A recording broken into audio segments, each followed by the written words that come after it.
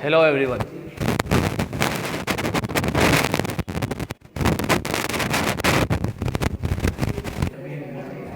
Hello,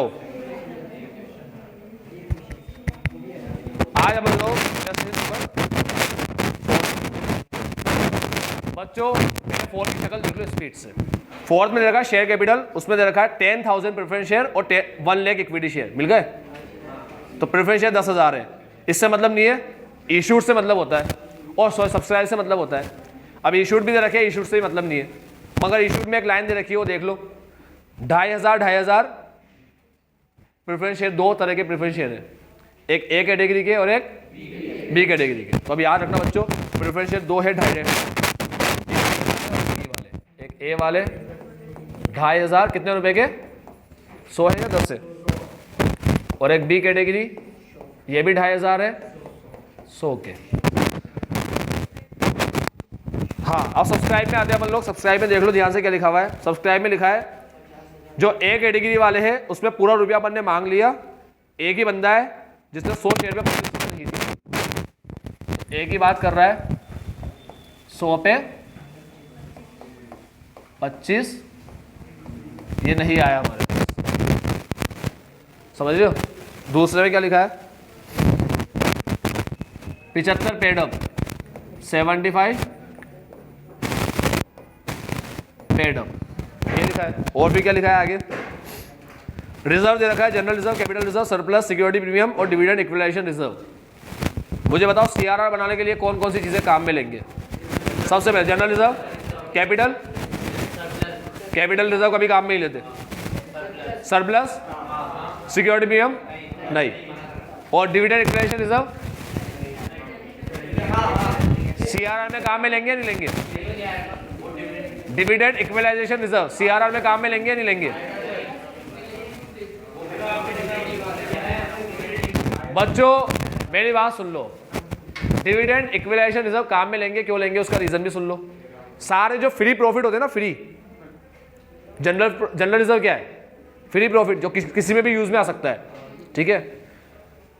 general reserve से dividend बांट सकते हैं क्या, हाँ बांट सकते हो जब प्रॉफिट कम बढ़ जाए तो, ठीक है। तो ये जो रिजर्व वगैरह होते हैं ना, जो प्रॉफिट का बैलेंस होता है, रिजर्व वगैरह होते हैं, किसी भी काम में आ जाते हैं, फ्री होते हैं। डिविडेंड इक्विलाइजेशन रिजर्व का मतलब होता है कि ये रिजर्व बनाया जाता है जब भी हम लोग कांस्टेंट डिविडेंड यानी कि स्टेबिलिटी ऑफ डिविडेंड फॉलो कर रहे हो पॉलिसी, हम बराबर डिविडेंड बांटते हो, तो डिविडेंड को इक्विलाइज करने में काम आता है। मतलब किसी साल में डिविडेंड कम पड़ रहा हो ना, तो इस रिजर्व से उसको इक्विलाइज करते हैं। इसका मतलब रिजर्व किस काम का है, डिविडेंड बांटने के। और जो भी फ्री प्रॉफिट होता है, डिविडेंड वाला प्रॉफिट होता है, वो सब अपन किस में यूज कर सकते हैं, सीआरआर में यूज कर सकते हैं। ये बात समझ में आई, तो ये यूज हो जाएगा सीआरआर में। रीजन समझ में आया, फ्री प्रॉफिट है इसलिए, जनरल रिजर्व के जैसा है इसलिए, ठीक है। कैपिटल वाले नहीं लेते, जिसका नेचर कैपिटल का है ना वो नहीं लेते। अब मेरी बात सुनो, नीचे क्या लिखा है, non current liability secured loan, ठीक है, 12% डिबेंचर है। ट्रेड पेएबल लिखा है, एसेट देख लो कौन कौन सी हमारे पास, क्या क्या संपत्तियां है, प्रॉपर्टी है हमारे पास, एक बिल्डिंग होगी, प्लांट एंड इक्विपमेंट है, ठीक है। उसके बाद इन्वेस्टमेंट है हमारे पास शेयर है 100 रुपये वाले, ठीक है। 1 लाख शेयर है, तो किसी कंपनी के मैंने शेयर खरीद रखे 1 लाख 100 रुपये में, यानी कि कितने शेयर है अपने पास, 1,000, समझ रहे हो ना, 1,000 शेयर अपने पास 100 रुपये वाले। और नीचे लास्ट में आखिरी में क्या लिखा है, कैश एंड बैंक बैलेंस हमारे पास 2 लाख रुपया पड़ा है, मतलब हम किसी को भी पेमेंट करें तो 2 लाख तक कर सकते हैं, इससे ज़्यादा नहीं कर सकते। इतनी बात समझ में आई। आओ कार्यक्रम शुरू करें। अब हम क्वेश्चन को पढ़ेंगे और जो जो क्वेश्चन बोलता जाएगा वो काम करते जाएंगे, ठीक है। 2 काम तो हमें पहले ही पता पड़ गए क्या करने। पहले इस भले आदमी से बोलना है 100 शेयर वाले से कि 25 रुपया दे दे, ठीक है, 100 शेयर, ठीक है। 100 शेयर वाले से बोलना है कि तू 25 रुपया दे तभी तेरा पैसा मिलेगा। फिर ये 75 पेडअप है, तो इनको बोलेंगे कि तुमने 75 रुपया दे दिया है, अब क्या करो, 25 और दो। क्यों 25 क्यों मांग रहे, हाँ, एक्ट ने क्या बोला है, वही शेयर रिडीम होंगे जो फुली पेड अप होंगे, सुना। पार्टली पेडअप है, इसे क्या बनाएंगे, फुली पेडअप। 25 और आओ बच्चों कार्यक्रम 909% preference share of ₹100 each were issued at par. कार्यक्रम शुरू करो। तो ये बोलता जाए वो काम करते जाओ बस। ये क्या कर कह रहा है, मार्केट में प्रेफरेंस शेयर को इशू करो, तो इशू कर लेना। एंट्री पहला 909% preference share of ₹100 each were issued at par. 909%। पहले वाले जो थे ना 10% वाले, अब 9% वाले इशू करो। एंट्री करो bank to preference share application and allotment, ठीक है, preference share application and allotment to preference share capital. Premium है क्या आ रहा है 900 100 के हिसाब से 90,000 90,000। कोई डाउट? करते हैं दूसरी एंट्री देखते हैं क्या है। 1012% debenture of ₹100 each were issued at par. 1000 और 100 एंट्री करते हैं। Third bank to debenture application for debenture application and allotment account. याद ना पूरा एंट्री, मैं शॉर्ट में कर रहा हूँ, कोई दिक्कत तो नहीं ना, ये बचकानी हरकत है। 2 कितने % डिबेंचर है, 12%। 12% डिबेंचर 1 लाख 1 लाख और 1 लाख। चलो आगे बढ़ते हैं। Investment were sold at a rate of 105 each. बच्चों 100 के इन्वेस्टमेंट को 105 में बेचा। इन्वेस्टमेंट में कितने शेयर थे अपने पास, 1000 शेयर थे, 1000 थे ना, हर एक शेयर 100 का है और बेच रहे हो 105 में। शेयर है 100 का, बेच रहे हो 105 में, 5 फायदा हुआ। प्रीमियम मत लिख देना, इन्वेस्टमेंट है वो। अरे प्रीमियम वगैरह कंपनी की तरफ से होता है, प्रीमियम और डिस्काउंट कंपनी की तरफ से होता है। हमारे लिए तो फायदा और नुकसान होता है इन्वेस्टमेंट। अभी अपन लोग शेयर होल्डर है, अगर तुम किसी कंपनी के शेयर खरीदते हो, ठीक है, तो तुम किस पोजीशन में हो अभी, शेयर होल्डर की पोजीशन में, ठीक है। इशू करे हुए शेयर की बात नहीं कर रहा, इशू करे हुए शेयर की बात करता हूं, अपन कंपनी है। फिर अपन ने क्या किसी कंपनी के शेयर खरीद रखे, तो अभी अपन कौन है, शेयर होल्डर है। समझ में आती है बात, ठीक है। तो करते हैं एंट्री।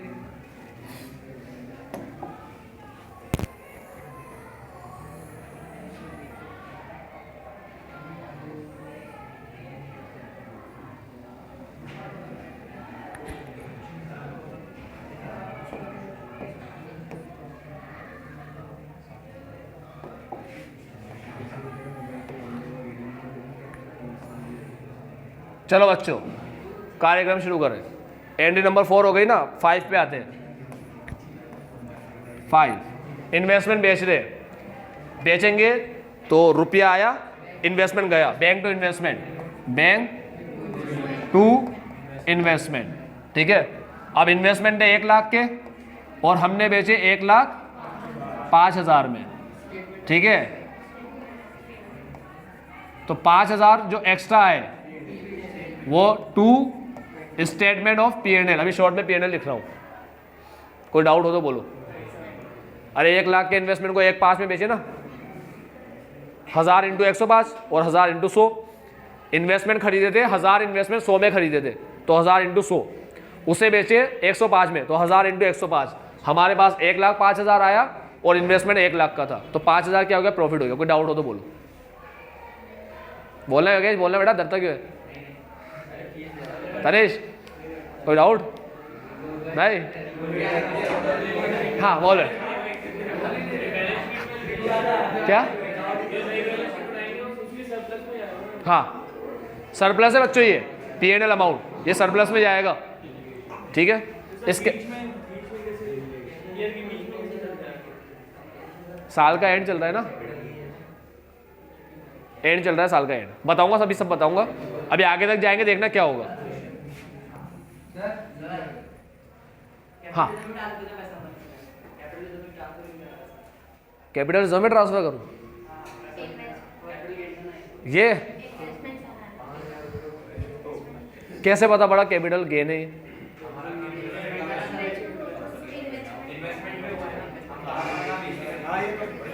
इसमें खरीदना बेचना कैपिटल गेन है, वो तो इनकम टैक्स के हिसाब से, अकाउंट के हिसाब से बोल रहे हैं इनकम टैक्स से। कैपिटल गेन वर्ड यूज कर रहे हो तो इनकम टैक्स हो गया। अभी किसके हिसाब से बताऊं, मेरी बात सुनो, तुम लोग कैपिटल रिजर्व बोलते हो तो मेरे को समझ में आता, अभी तुम लोग वर्ड यूज कर रहे हो कैपिटल गेन, ये तो इनकम टैक्स की बात हो गई। कैपिटल रिजर्व में जाना चाहिए ये पैसा। अच्छा, कहाँ पढ़े हो, यही पढ़े हो, बीसीसी में भी तो किसी क्लास में पढ़े होंगे ना, अभी पढ़े हो आईपीसीसी में, तुम्हें पढ़ाया गया, तुम्हें फाउंडेशन में पढ़ाया था, तुम्हें 12वीं में पढ़ाया था, ये क्या कहाँ पढ़ाया था,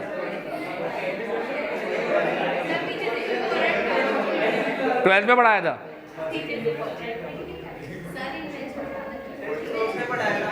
चलो मेरी बात सुनो अभी,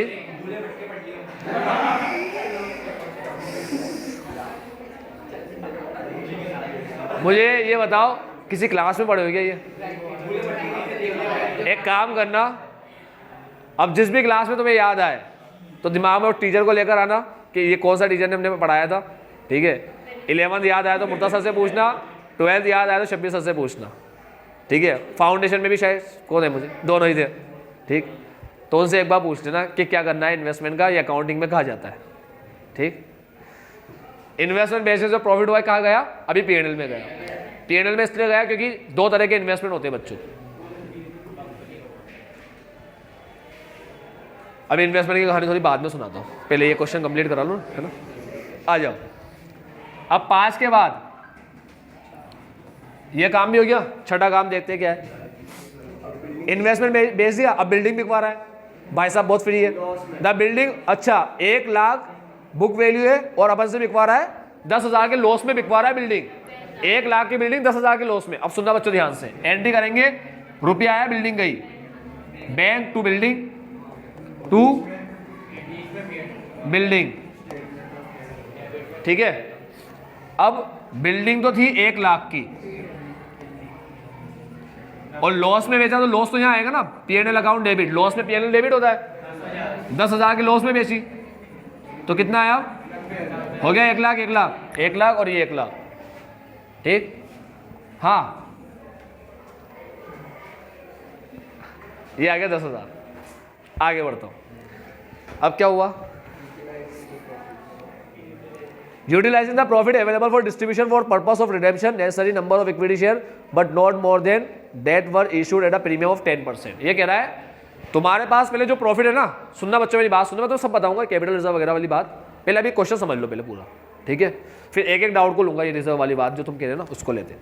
हाँ, तो पहले क्या बोल रहा हूं मैं, अभी इसने क्वेश्चन इसके बाद वाले बिल्डिंग वाले बात के बाद जो पॉइंट है उसमें लिखा है कि तुम्हारे पास जो रुपया है ना पहले उसका यूज कर लो, ठीक है, और वो रुपया तुम्हें कम पड़े, तुम्हारे पास जो है वो कम पड़े, प्रॉफिट तुम्हें कम पड़े, फिर मार्केट में क्या करो, शेयर इश्यू करो, ऐसा बोला।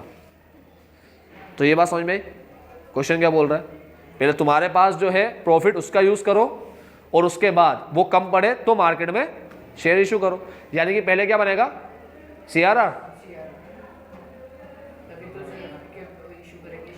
भाई साहब ये कह रहा है utilising the profit available for distribution for the purpose of redemption, profit को यूज करो रिडेम्पशन के लिए, तो प्रॉफिट को यूज करने का मतलब क्या बनाना, सीआरआर। तो पहले क्या बनाऊंगा, अगर वो पूरे तरह से बन जाता है, पूरी तरीके से मतलब होता है, अभी देखते हैं कितने के प्रेफरेंस शेयर है, 2.5 लाख के 5 लाख से बनाना है, ठीक है।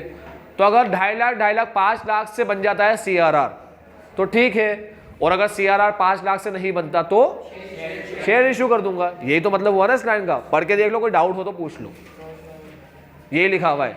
और शेयर भी किस पे इश्यू करने का बोल रहा है, पार या प्रीमियम, प्रीमियम पे, डिस्काउंट में तो नहीं बोल रहा ना, शेयर को डिस्काउंट में बोलेगा क्या, नहीं बोलेगा, किसको बोलेगा फिर डिस्काउंट में, हाँ बोलेगा, हाँ नहीं है, हाँ अरे उनकी बात कर रहे हैं, हाँ बोल, 1 मिनट रुक जा, हाँ प्रॉफिट, हाँ वही बताऊंगा, ठीक है। तो मेरी बात सुनो बच्चों, ये वाली पॉइंट समझ में आएगा ना अभी जो लिखा हुआ है। इसके बाद देख लो क्या लिखा है, one holder of 200 preference share, 200 preference share का एक होल्डर था क्लास बी का, इसमें बी क्लास में एक था, could not be paid since, वो 200 शेयर्स वाले ने अभी तक रुपया नहीं दिया, किसमें, बी कैटेगरी में, ठीक है। He could not be located, उसके आते पते ही नहीं है। द कॉल्स इन, समझ गए ना, इस बी कैटेगरी में एक बंदा था 200 शेयर वाला, उसने रुपया नहीं दिया, यानी जब तुमने 25 रुपया मांगा होगा ना तो सबने दे दिया होगा, तो 25 रुपये की भी एंट्री कर देता हूँ। चलो पहले मांग लेते फिर एंट्री कर देते। तो 7वीं एंट्री कौन सी होगी, 25 रुपया मांगने की, ये पहले स्टार्टिंग में ही कर देता है उसकी एंट्री। अब अपन को मांगना है 25 रुपया, 25 रुपया अपना कौन सा कॉल, फाइनल कॉल, जब पता ही नहीं है तो फाइनल ही हो, आखिरी है तो preference share final call to preference share capital 7 और 8 bank to preference share final call. 2500 share पे 25 रुपया मांगना है, कितना हुआ 2500 पे 25 रुपया, 62,500 हुआ, 62,500 मांगेंगे और कितना आएगा, क्वेश्चन में लिखा है 200 शेयर पे रुपया नहीं आया, 200 इंटू 25 कितना होता है, 5,000, तो ये आया अपने पास 57,500 आया, सही है। पहली एंट्री है 62,500, दूसरी एंट्री है 57,500, अपनी स्टार्टिंग की पहली दो एंट्री देख लो, 62,500 57,500, कोई डाउट हो तो बोल दो। ये 25 रुपया मांगना है ना, फुली पेड बनाना है, तुमने पहले ही बोल दिया, इसकी एंट्री का बोले ना बोले तो करना ही है बाय डिफॉल्ट। अरे रिडेम्पशन कैसे करोगे, ये एंट्री बाय डिफॉल्ट करना है, पहले ही बता दिया, दो एंट्री तो पक्की हो ही गई। एक ये भाई साहब जो 25 रुपया देगा, अगर देता है तो पता नहीं है देगा या नहीं देगा, और एक ये भाई साहब मतलब ये वाले शेयर वाले। सपोज करो ये लोग ए कैटेगरी के, ये लोग लड़के लोग ए कैटेगरी के, और तुम गर्ल्स लोग पीछे इनको हटाकर तीनों को सही बोला ना बेटा यार, तुम तीनों को हटा के जो गर्ल्स है वो बी कैटेगरी के, तो ये ए कैटेगरी के, ठीक है, ये ए कैटेगरी के और ये बी कैटेगरी के। अब मेरी बात ध्यान सुनना सारे बच्चे, ए वाले जो लोग थे उसमें से ये योगेश के पास 100 शेयर है,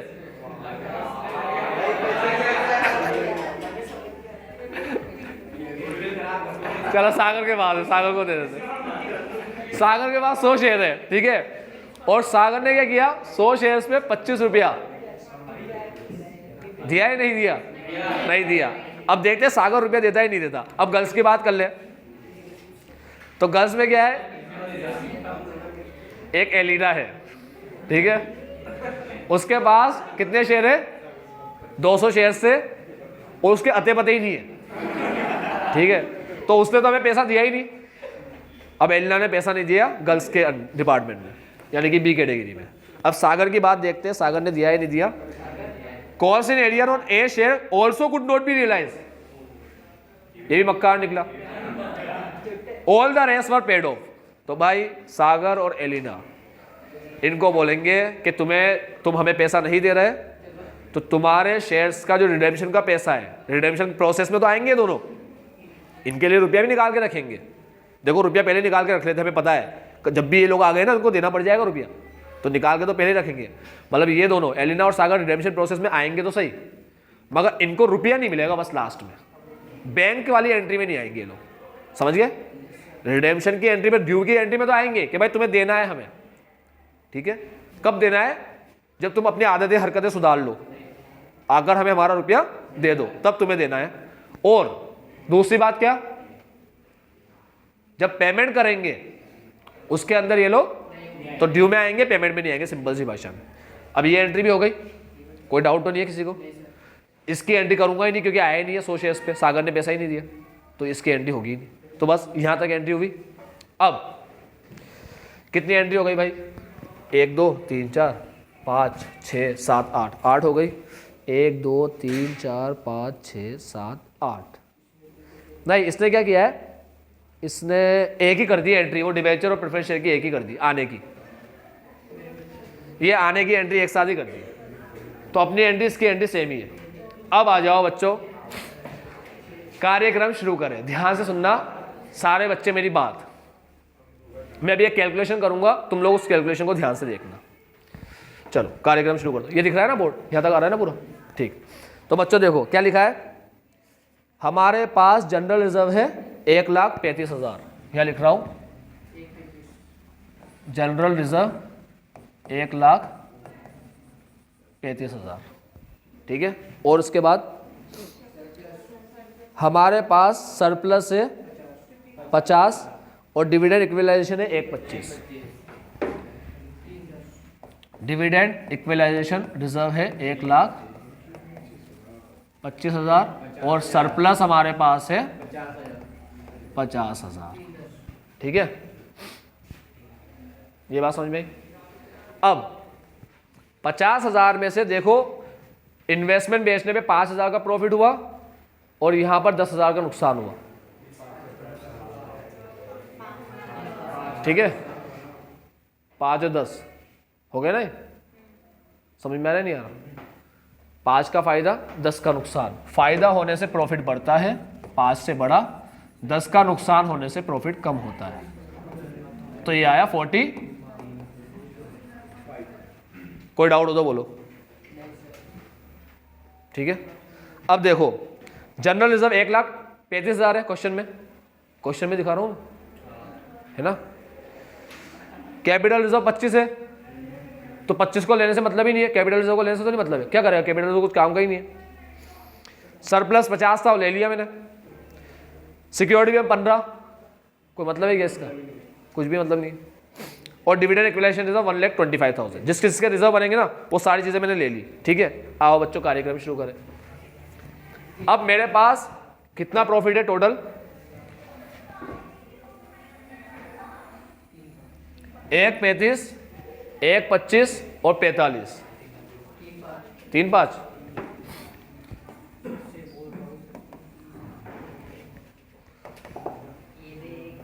$3,05,000, 1,00,000, 2,00,000, 2,00,000 हो गया, 2,40, 2,80, 9,100, ठीक है। 3,5 हो गया, ये अपने पास प्रॉफिट है। अब अपन चेक कर लेते कैश कितना है अपने पास। देखो CRR बना लोगे ना 3,05,000 का, तो 3,05,000 अपनी जेब से देना पड़ेगा, समझ रहे हो। जो CRR बना लेते हो ना तो फिर उतना रुपया जेब से देना पड़ता है। तो पहले ये देख लो कि जेब में इतना रुपया है या नहीं है। आओ कैश की बात कर ले। अब यहां पर कैलकुलेशन कर रहा हूं कैश का। बस कैश कितना है, 2,00,000 है बस। लेकिन 90 आया, 1,00,000 आया, ठीक है, 90 आया, 1,00,000 आया और 1,05,000 आया, फिर 90 आया, 1,05,000, फिर 90 और 57,500।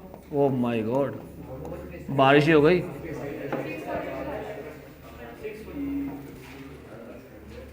फुल भर के पैसा आया, कोई कमी नहीं है। कितने हो गए ये देखो तो ऐड करके। हाँ मतलब 3,05,000 ज़्यादा हो गए ना।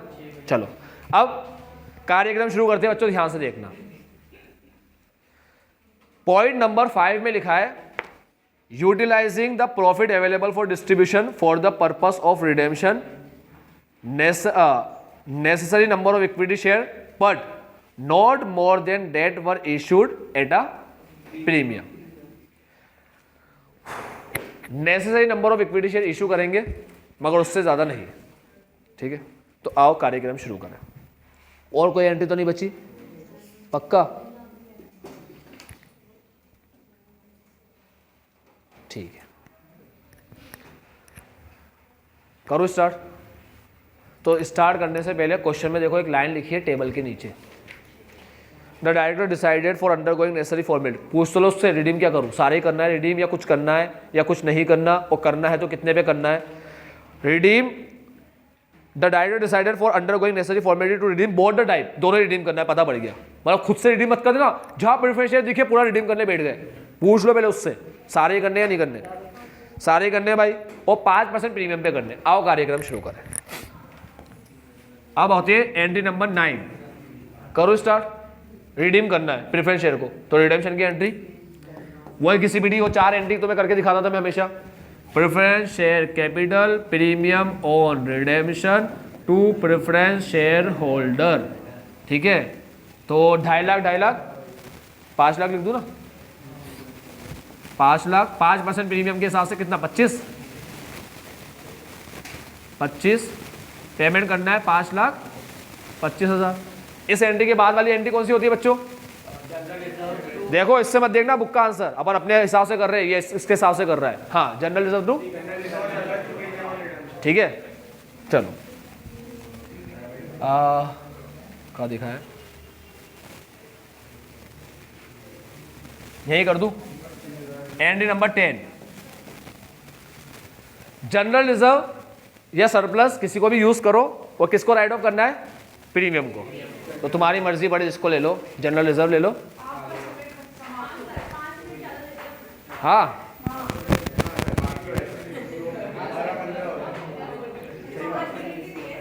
बस खत्म होने वाला है क्वेश्चन, वो गाड़ी वाड़ी खड़ी होने में टाइम लग गया था, 5 मिनट लग गया था, पूछ ले इससे, बाहर खड़ा था। 5 मिनट और, बस 5 मिनट खत्म हो जाएगा कुछ पक्का, 1 सेकंड भी ऊपर नहीं लगेगा उससे। हाँ 10वीं एंट्री बच्चों, 10वीं प्रीमियम को राइट ऑफ करूंगा, किससे करूँ? जनरल रिजर्व से कर लो, सरप्लस किससे भी कर लो। हमारे क्वेश्चन ने सरप्लस से किया है, इससे सरप्लस से कर रहा हूँ। जनरल रिजर्व से भी करोगे तो गलत नहीं है। सरप्लस टू, अब तुम बोलोगे सर एग्जाम में किससे करें, आप तो ये बताओ, नंबर लाने के लिए है ना, क्वेश्चन ये होता है मेन। तो एग्जाम में हमेशा सरप्लस से करना, ठीक है। उसका भी रीजन बता देता हूं ऐसा क्यों होता है, जनरल रिजर्व से क्यों नहीं करते, सरप्लस से क्यों करते हैं। देखो सरप्लस को यूज करते हैं जनरल रिजर्व बनाने में, ठीक है, समझ रहे हो। तो अब सरप्लस को जनरल रिजर्व बनाने में यूज करते हैं, तो जब सरप्लस हो तो पहले उसको यूज करो राइट ऑफ करने में। जनरल रिजर्व से करोगे फिर सरप्लस से जनरल रिजर्व बनाओगे तो बड़ी बेतु की बात लगेगी ना, समझ रहे मैं क्या कह रहा हूँ। सरप्लस को किसमें यूज करते हैं? जनरल रिजर्व बनाने में। तो पहले सरप्लस से राइट ऑफ कर दो, जनरल रिजर्व क्यों तोड़ रहे हो? जनरल रिजर्व तोड़ोगे फिर जब तुम्हें जनरल रिजर्व में डालना होगा थोड़ा बहुत रुपया तुम्हारे साथ, जनरल रिजर्व अपने हिसाब से बनता है, कोई कानून का वैसे कोई रूल वूल नहीं होता कि इतना बनाना ही पड़ेगा, ठीक है। तुमने 11th क्लास में पढ़ा होगा रिजर्व के बारे में, जनरल रिजर्व कैपिटल रिजर्व क्या होता है, ठीक है, डिफरेंस आता है उसके अंदर, और प्रोविजन और रिजर्व का भी डिफरेंस आता है। तो रिजर्व हमारे रोजमर्रा किसी भी काम में अचानक से कुछ खो जाए या कुछ अनसर्टेनिटी आ जाए तो उसके लिए बनाए जाते हैं जनरल रिजर्व, ठीक है। प्रोविजन तो पर्टिकुलर किसी चीज के लिए होता है, डेप्रिसिएशन का प्रोविजन डेप्रिसिएशन के लिए होता है, डाउटफुल का प्रोविजन डाउट स्पेसिफिक के लिए होता है, इसलिए इसका नाम ही जनरल रिजर्व है। जनरल किसी भी काम के लिए होता है, इसीलिए क्या करता है बुक वाला सरप्लस को यूज करता है हमेशा। ये लाइन इसलिए बोलता हूं ताकि कंफ्यूजन ना हो कभी एग्जाम में कि सर ने क्या बताया था। तो सरप्लस से दे दोगे ना तो जनरल रिजर्व नहीं तोड़ रहे, जनरल रिजर्व तोड़ के दोगे तो फिर सरप्लस से जनरल रिजर्व बनाओगे तो फोकट की को मेहनत कर रहे हो, इसलिए किससे बना दो? सरप्लस से राइट ऑफ कर दो अगर हो रहा है तो पूरा। तो to security redemption on, so premium on redemption कितना है? 25,000। लो बच्चों एक और कार्यक्रम आया नया, अच्छा भला हमारे पास पड़ा था कितना, ये 3,05,000 पड़ा था, एक नया काम और आ गया। आ जाओ उसको भी ले लेते हैं यहां पर, -25,000 कितना बचा? 20,000। तो भाई साहब ये प्रॉफिट है तुम्हारे पास, 1,35,000, 1,25,000 और 20,000। आओ CRR बनाए, general reserve, dividend equalisation reserve और सरप्लस कितना कितना है? 1,35,000, 1,25,000 और 20। ये 20 बचा ना अपने पास, ये देखो 20,000। समझ में ना आ रहा हो तो अच्छे से बना दूं।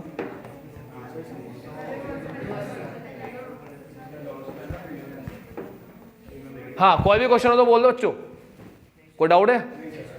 ये 25,000 का बना कर लिया ना, राइट ऑफ कर लिया, तो 25,000 सरप्लस खत्म, जहाँ खत्म हो रहा है अच्छे से खत्म कर दिया ना, ठीक है। ये खत्म कर दिया, 20,000 बचा अपने पास। अब ये एंट्री से अपन बना रहे हैं 2 CRR। यहां देखना बस इन तीनों को मिलाकर हो रहे 280, तो CRR 280 का बन गया।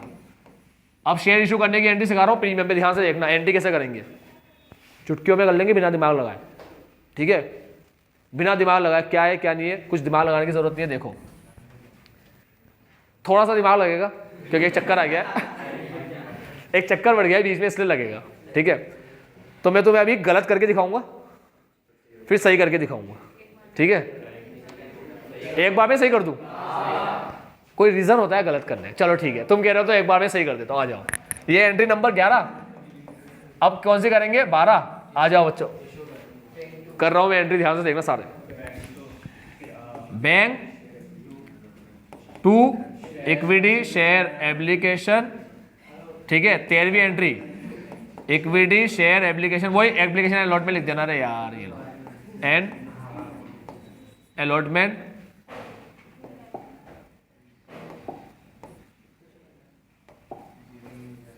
टू इक्विटी शेयर कैपिटल और 2 सिक्योरिटी प्रीमियम। अब देखो एंट्री कैसे करते हैं। एक बात तो पता ही है, जितनी कैपिटल जा रही है उतनी ही आनी चाहिए। डेबिट में देख लो कैपिटल वर्ड कहाँ है, ये रही प्रेफरेंशियल कैपिटल, 5 लाख जा रहा है, ठीक है। कैलसी दे दो बच्चे मेरे को, ये मैंने लिखा कैलसी पे 5 लाख,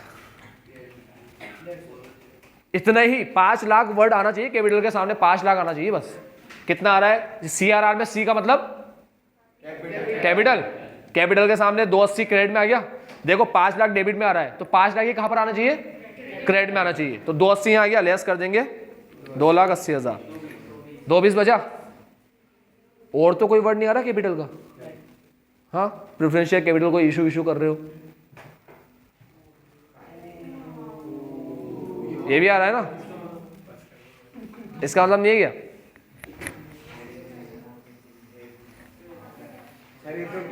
कैपिटल है ना ये? हाँ तो कैपिटल आया ना क्रेडिट में।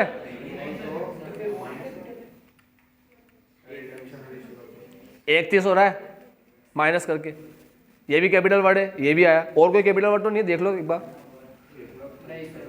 ऐसा मत बोलना ये रहा, वो तो कॉल है। मतलब मेरी बात सुनो तुम लोग, कुछ कर मत बैठना, ऐसा मत बोलना ये भी क्रेडिट हो रहा है। अब तुम बोलोगे कि सर क्यों नहीं बोले, ये भी बोलेंगे हम, ये भी क्रेडिट हो रहा है, बोलेंगे हम।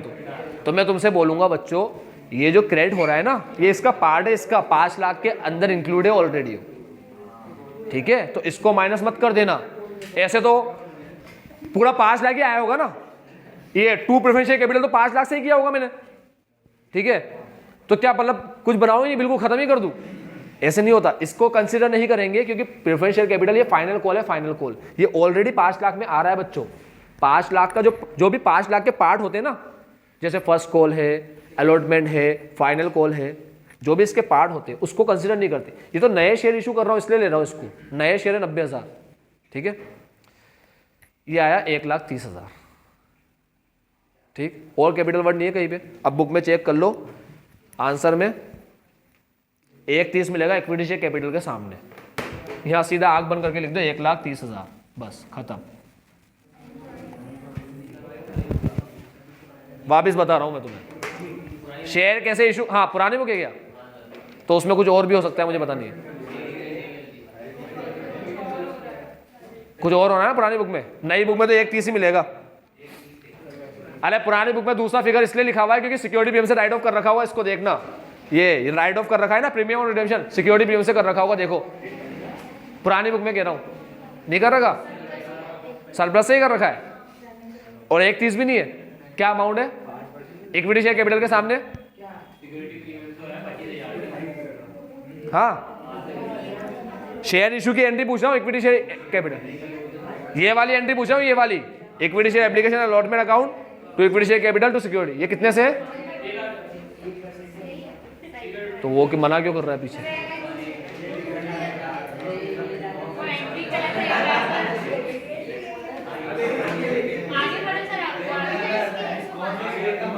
इसके 1,05,000 छोड़ बेटा छोड़, नई बुक के अंदर 1,30 मिल जाएगा। मेरी बात सुन लो बस, ये देख लो इधर 5 लाख की कैपिटल जा रही है, 5 लाख की कैपिटल जा रही है, 5 लाख वर्ड क्रेडिट में आना चाहिए। 280 आ गया क्रेडिट में, माइनस कर देंगे 2,80,000, माइनस 280 तो आ ही गया। अब 220 बच रहा है, तो ये भी तो प्रेफरेंशियल कैपिटल है 90,000, तो ये भी माइनस करेंगे 90,000, तो ये आया 1,30, ठीक है। तो सीधा सीधा आंख बंद करके लिख दिया 1,30। अब प्रीमियम देख लो कितना है शेयर पे, 10% है क्या? तो 1,30 के लिए 13 लिख दो, बस इन दोनों को ऐड करके यहां लिख दो, यहां लिख दो, यहां लिख दो, 1,30 और 13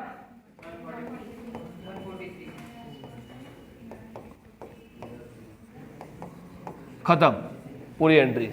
अब मेरे को नहीं, अभी वो पेमेंट बाकी है, बस पेमेंट। मेरी बात सुनो, अब किसी को ये डाउट हो कि अपन इसको क्यों लेस करते हैं, तो उसका एक रीजन बता दूं। एक बात सुन लो, इक्विटी शेयर को जब बाईबैक करते हैं, मतलब इक्विटी शेयर वालों का कभी पेमेंट करते हैं, तो सारे का नहीं कर सकते, थोड़े का ही कर सकते हैं। कंपनी से एक ने सबका करने का मना किया है, क्योंकि सबका ही पेमेंट कर दोगे तो मालिक कौन रहेगा। सुना? तो इक्विटी शेयर में क्या होता है, बाईबैक तो होते ही नहीं हो, मतलब उसका पेमेंट नहीं किया जाता, मगर एक ने थोड़ी सी पावर दे रखी है कि थोड़े बहुत कर सकते हो 25%। ठीक है, तो इक्विटी शेयर का जब पेमेंट करते हैं, रुपए नहीं है तो रुपए कहाँ से मंगवाएंगे, इक्विटी शेयर से ही मंगवाएंगे। अब प्रेफरेंस शेयर की बात कर लूँ, प्रेफरेंस शेयर का पेमेंट करना है, तुम्हारे पास रुपए नहीं है तो कहाँ से मंगवाएंगे, इक्विटी शेयर से मंगवा लो या प्रेफरेंस शेयर से मंगवा लो, डिबेंचर से नहीं। एक बात याद रखना, इक्विटी यानी कि घर के लोग, ठीक है, प्रेफरेंस यानी कजिन, ठीक है, चचेरे ममे में मुसेरे वगैरह, ठीक है, इक्विटी यानी सगे संबंधी, और डिबेंचर यानी कि बाहर के लोग। घर के लोगों का पेमेंट बाहर के लोगों से लेकर नहीं कर सकते, लेकिन बाहर के लोगों का पेमेंट घर के लोगों से, यानी कि डिबेंचर को रिडीम करना है तो इक्विटी प्रेफरेंस कहीं से भी रुपया ले सकते हो, लेकिन प्रेफरेंस का पेमेंट करना है तो डिबेंचर से रुपया नहीं ले सकते, सिर्फ इक्विटी से ले सकते हो या प्रेफरेंस से ले सकते हो। अब ये प्रेफरेंस शेयर तुमने क्यों इशू किए थे भगवान जाने, मगर अभी कर दिए ना इशू, अभी इस टाइम पे पेमेंट के टाइम पे, आज पेमेंट का दिन है, आज कर रहे हो ना इशू, तो ये भी काउंट होगा 90,000। भले किसी भी पर्पज से किया हो, क्यों किया हो तुम जानो, तुम्हारा काम जाने। अभी कर दिया तो 90,000 भी काउंट होगा। तो ये 90,000 ऑलरेडी कैपिटल में पड़ा है, अरे फायदा उठाओ ना इसका, 90,000 मंगवाए, फायदा उठाओ उसका। वैसे भी कैश की कमी थोड़ी है, लखपति हो रहे अपन तो, ठीक है, काय को ज्यादा शेयर इशू करे, ज्यादा शेयर इशू करो कंट्रोल में डाइल्यूशन होता है। शेयर इशू करना कोई अच्छी बात है क्या? शेयर होल्डर जितने बढ़ेंगे उतना खराब, तो फायदा उठाए ना इसका अपन। समझ में क्या कह रहा हूं? इसीलिए वो 90,000 को भी काउंट करने देता है एक्ट हमें। एक्ट बोलता है इसको भी काउंट कर सकते हो, तुमने अभी मंगवाया ना इसको, तो इसको भी काउंट कर लो। इसलिए 5 लाख में से ये भी माइनस किया 280 और वो भी माइनस किया 90,000, खत्म। बस अब तो क्या है, पेमेंट करना है। पेमेंट की एंट्री बताइए, 14वीं एंट्री आखिरी, प्रेफरेंस शेयर होल्डर टू। हाँ, अब ये ध्यान से देखना पहले बच्चों, पेमेंट करना था 5 लाख, 2 लोगों को हटा देंगे, सागर के 100 शेयर, 25 रुपया नहीं दिया, ठीक है। मेरी बात सुनो शांति से, प्रेफरेंस शेयर होल्डर के सामने यह क्या अमाउंट लिखा हुआ है, 5,25,000। ये 5,25,000 अपन ने लिखा, इसकी कैलकुलेशन कितना रुपया देना है मुझे, 5,25,000। सागर के पास है 100 शेयर, तो सागर का जो पेमेंट बनता है वो बनता है 100 का 110। कितना प्रीमियम कितना है, 5 के 10, कितना परसेंट है?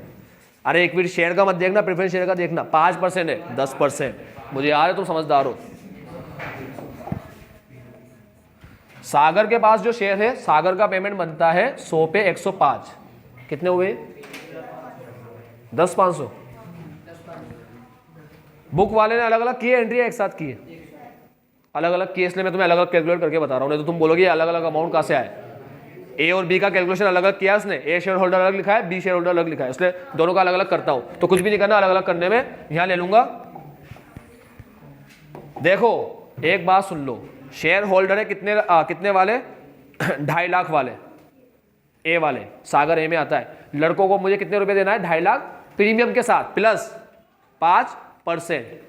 मुझे लड़कों को देना है 2,62,500, 2,62,500, और इतना ही लड़कियों को भी देना है, 2,62,500। लड़कों को भी इतना देना है, लड़की समझ में आया कैसे आएगी। 2,500 शेयर है, 100 रुपये का शेयर, 5 रुपये प्रीमियम, तो 2,500 को 105 से इंटू करोगे तो 2,62,500 आएगा, ठीक है। अब किसको हटाना है, सागर को हटाना है। 100 इंटू 105 कितने होते हैं, 10500, 10,500 हटा दो, 2,52, पहला अमाउंट 2,52 आएगा, ठीक है। अब यहां पर एलिना को हटाओ, एलिना के पास कितने शेयर है, 200 शेयर है एलिना के पास। नहीं उल्टा बोल दिया मैंने, सही बोल रहा हूं।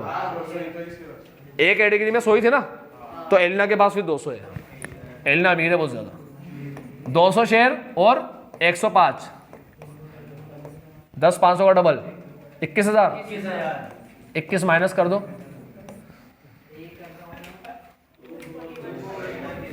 2,42,500, तो दो फिगर आ गई, 2,52 और 2,42,500, 2,52 और 2,42,500 टू बैंक, ये ए ये बी, 4,9,500 आ गया। चाय कम पानी है, बचकाना इलस्ट्रेशन है,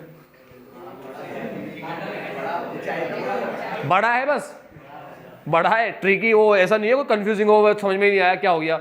शेयर इशू करवाए और डिबेंचर इशू करवाए, जो बोला वो कर दिया।